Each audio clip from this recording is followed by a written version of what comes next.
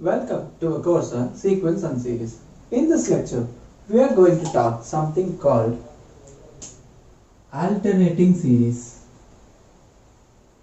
Okay, as the name tells us, we are going to have terms in alternative format. Which means what? Suppose summation un is a positive term series, then summation minus 1 to the power n or n plus 1, it may be anything, un is called alternating series. Okay, which means what? The terms will be alternatively plus minus, that kind of series we will have. Okay, in order to check the convergence of this alternating series, we have the test called Leibniz test. Okay, this tells the series summation minus 1 to the power n un is convergent if it has to satisfy two conditions. The first one is the entries has to be monotonically decreasing.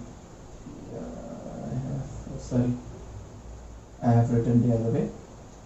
It has to be monotonically decreasing and un has to approach 0 as n approaches infinity. If these two conditions are satisfied, then using Leibniz test we can say that alternating series is convergent. Okay. Now let us look at some examples.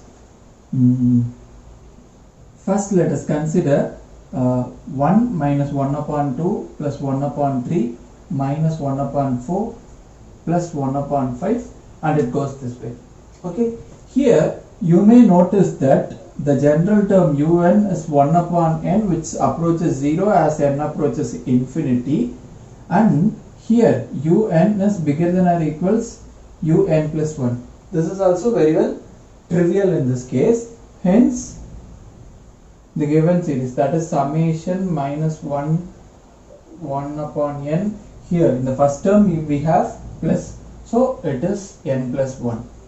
Okay, whether we start with plus or minus, based on that we may give either n or n plus 1 here. That is not a bother at all. Okay, and okay, this thing, what is the limit of convergence to this? That we will have to check. We know that log 1 plus x is x minus x upon 2 plus x upon 3 minus x upon 4, and it goes this way. So looking at it, we may say, substituting x is equal to 1, what are we going to get? 1 plus 1, it is going to be 1 minus 1 upon 2 plus 1 upon 3 minus 1 upon 4, and it goes this way, which means what? This series converges to log 2 to the base e. Okay, this is the limit of convergence of this series. Right? Now let us consider another example. 1 upon log x to the power p, log 1 to the power p minus 1 upon log 2 to the power p. I think I have made a mistake here. We cannot start with 1, right, since log 1 is 0. So 1 upon log 4 to the power p minus 1 upon log 5 to the power p, and it goes this way. Okay, here what is going to happen? When your n approaches infinity, your log n to the power p, okay, here what is the general term? Un, it is 1 upon log n plus 1, right, to the power p. This approach 0 as n approach infinity if p value has to be a positive quantity, only then it is going to happen, right? So if this is positive quantity, this is happening. And here look at, we'll have to verify whether this is monotonically decreasing or not. here the terms, that is 1 upon log n to the power p, 1 upon log n plus 1 to the power p is of course having this result, and this is for p bigger than or equal to 0. In these two cases, p bigger than 0 is the common thing that is happening in both things. Hence,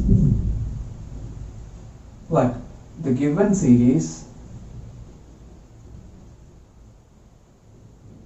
converges for p bigger than 0. Okay, here now we are going to define two more terms, namely absolute convergence and conditional convergence. What are they?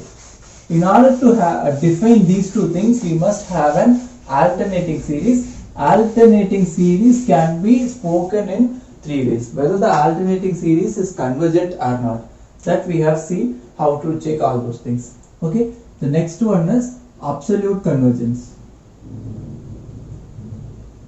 which means whatever, suppose we are given with some series, okay, that may be anything, it may be a series of positive terms or a series of mixed terms whatsoever. Find summation absolute of un and look for the convergence of this series. If this is convergent, okay, if summation absolute un is convergent, then summation un is absolutely convergent. Okay, next is conditional convergence.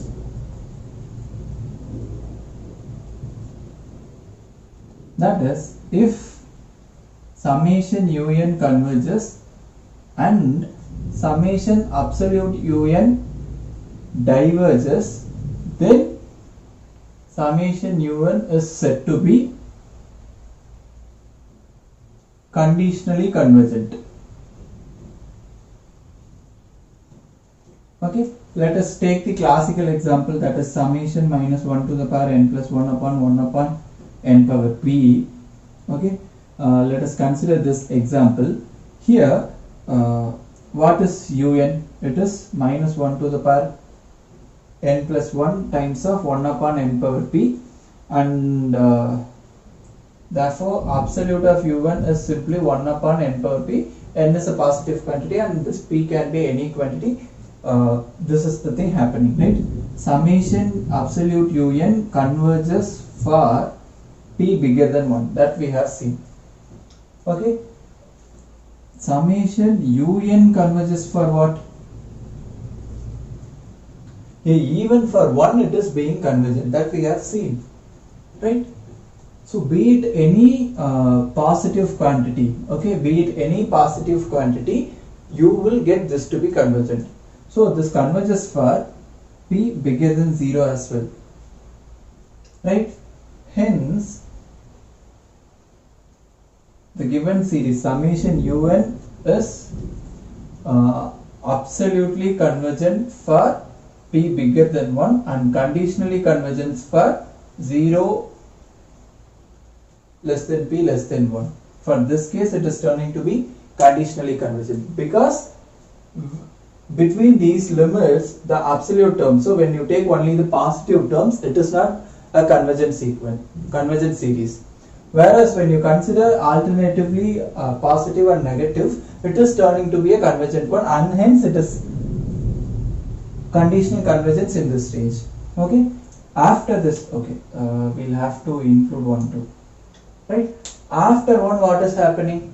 After 1, both summation absolute un as well as summation un both are convergent, hence we say that it is absolutely convergent in this stage. Okay, so here the remark that we can make is, if absolute convergence is there, then convergence is there. So absolute convergence implies the convergence of a series. That is what the remark that we are making. Thank you for watching.